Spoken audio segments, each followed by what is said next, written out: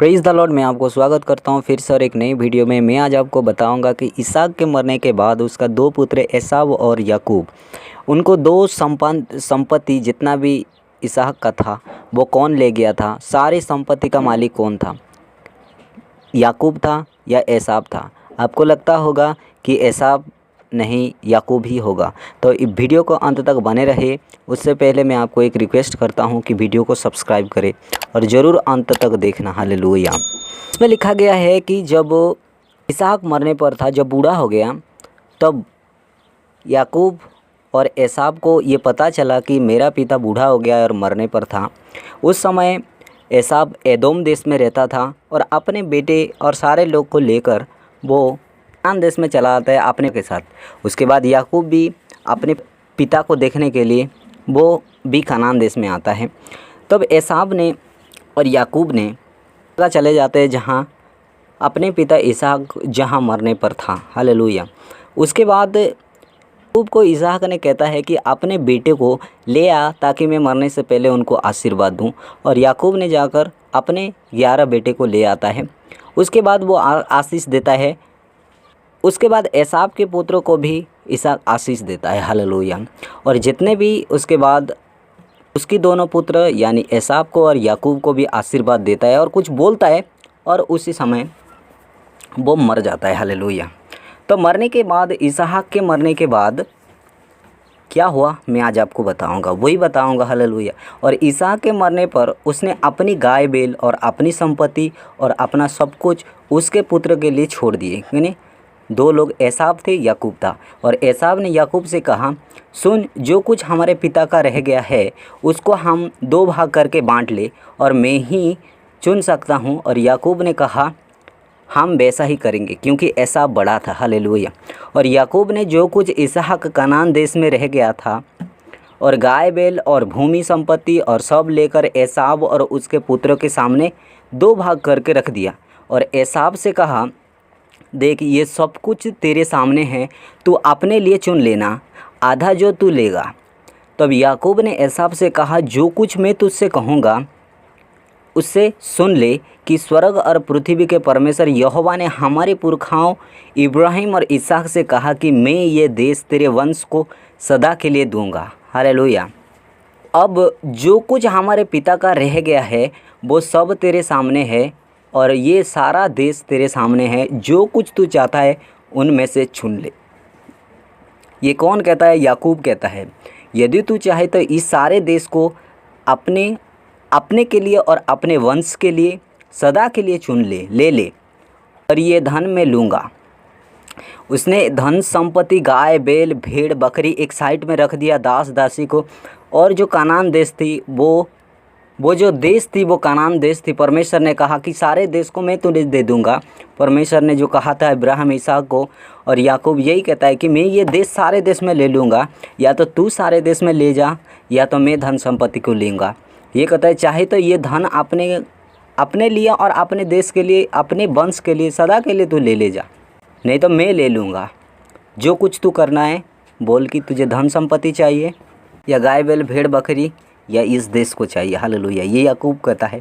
उस समय इस्माइल का पुत्र नबयोत अपने लड़कों वाले समय देश में था और उस दिन एसाव ने जाकर उससे सम्मति की और कहा, याकूब ने मुझसे यूँ कहा है और उसने मुझसे कहा, अब अपनी संपत्ति दे तब हम सुनेंगे। ये जाकर बताया कि मैं धन संपत्ति, गाय बैल भेड़ बकरियाँ जितने भी है, दास दासियाँ, मैं उसे लूँ या इस कनान देश को लूँ, ये तू मुझे बता। ये किसके पास गया?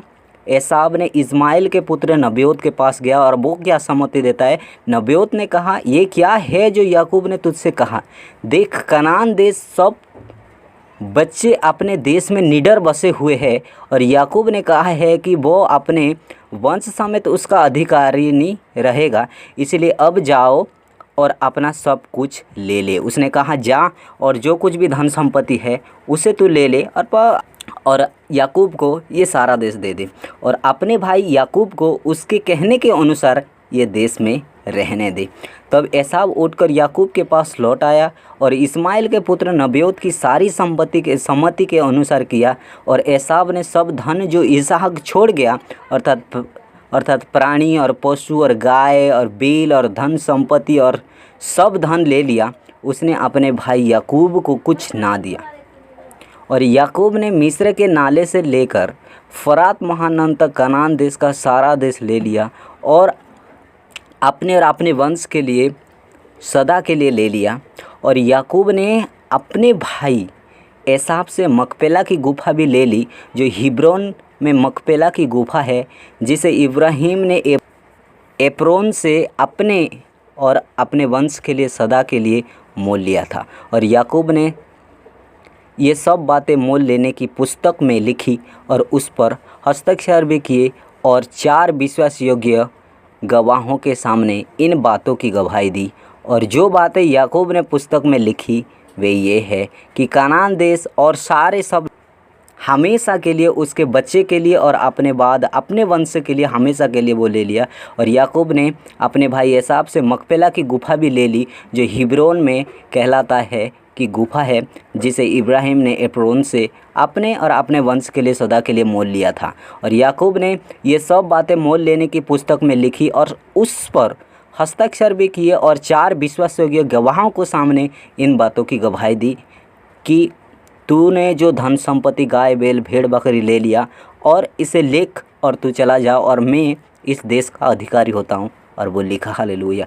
और जो बातें याकूब ने पुस्तक में लिखी वे ये है कि कानान देश और हित्तियों, यिबियों, यबूसियों, यमोरियों, परज, गर्शियों की सब नगरों और नदी के किनारे की 7 जातियों के देश, मिस्र से फरात नदी तक और हिब्रोन की किर्यातब नगर तक जो गुफा उसमें है, वो सब याकूब ने अपने भाई एसाव से मोल ली कि उसकी निज भूमि और निज भूमि हो जाए, हालेलुया। और यही था आज कि एसाव ने इसहाक के मरने के बाद सारे धन संपत्ति गाय भेल भेड़ बकरी जितने भी दास दासी थे, ये सारे संपत्ति एसाव ने ले गया।